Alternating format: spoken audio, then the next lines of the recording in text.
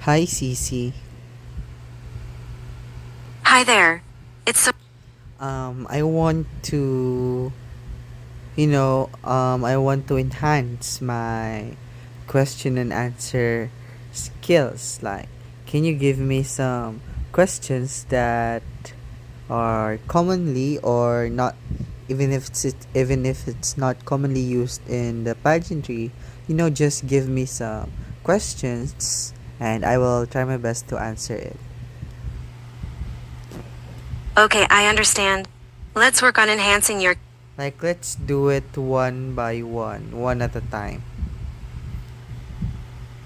Great. Let's begin with the first question from round one. Yes. If you could have dinner with any three people, living or dead, who would they be and why? Take your time, and don't worry about getting it perfect. Okay. Just focus on expressing your thoughts clearly and thoughtfully. Let me know when you're ready to share your answer. If I am given a chance to have a dinner with any three people, I think it would be Jose Rizal, Lapu Lapu, and Albert Einstein. Why?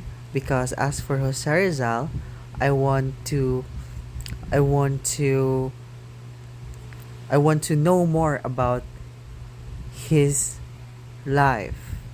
Because of his unmatched intelligence, unique talent, and because of his great mind and intelligence. And as for Lapu Lapu, Lapu Lapu is a is a datu here in the Philippines way back in 1500s. He protected our land, which is the Philippines, from the colonizers, which is Magellan. And I want to know more about what happened that day. While having a dinner, I want to talk about that day so that now in the future or at the present, we will be more informed about what really happened in that very historical and important day.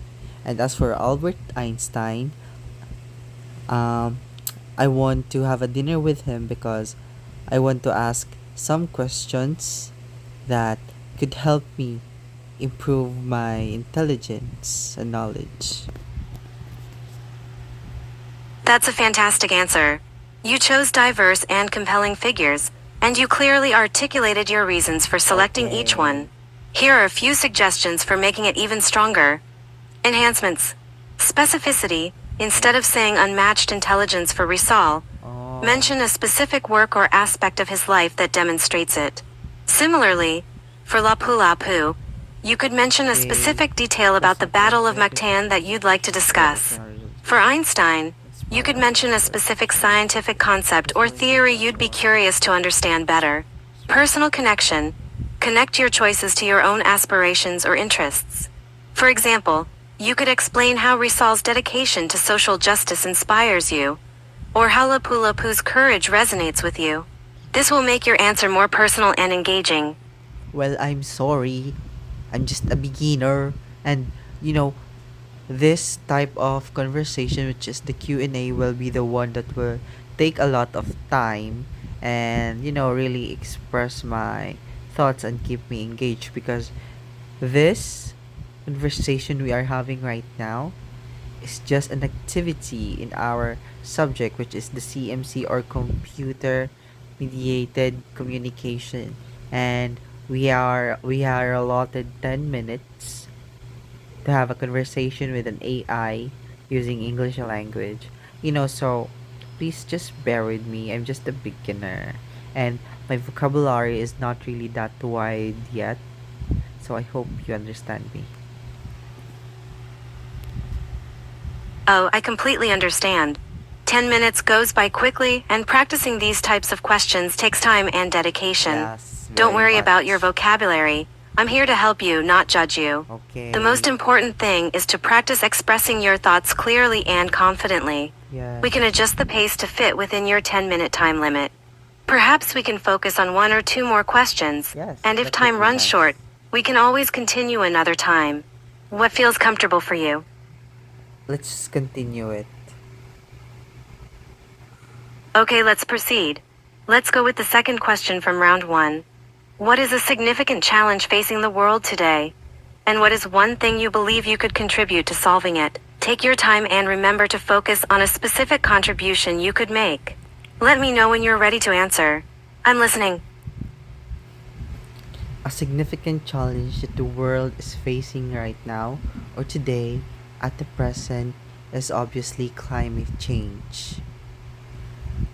Why? Because now the world is getting hotter. And then if there's a rain, it rains so much. It rains heavily.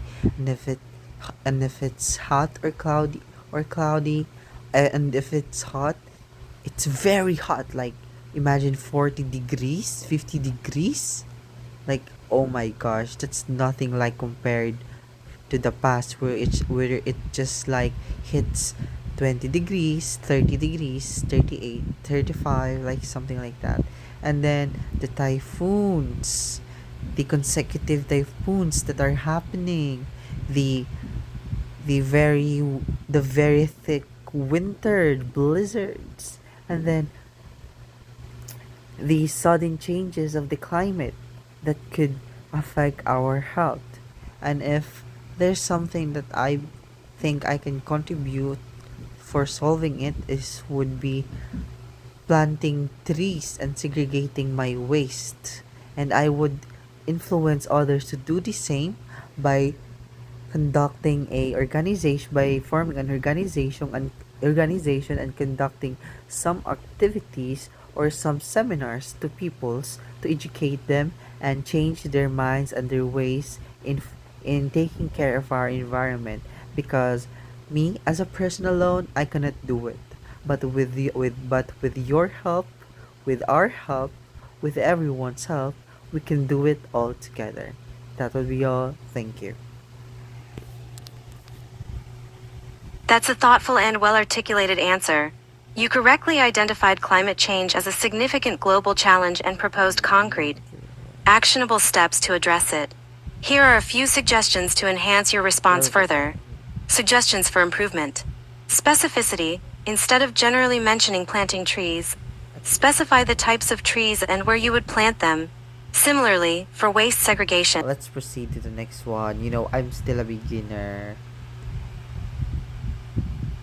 Of course. Let's move on to the next question. Given our time constraint, let's choose one more question from round Okay. one to ensure we can complete it within the remaining time. How about this one? Describe a time you failed. What did you learn from that experience? Remember to focus. I think it was the time when I joined a Mobile Legend tournament here in municipality of Trinidad. I mean, we're a team that were anticipated or were expected to win the tournament or to be the champions. But when the final day came, we were lost. We got lost. And then the opposing team won, and we failed to get the trophy and the prize. So that hurt me so much, but one thing I learned from that experience is that everything I do, I should always give my all best. And that no matter what the outcome is, as long as I know to myself that I did my best, I will accept the outcome.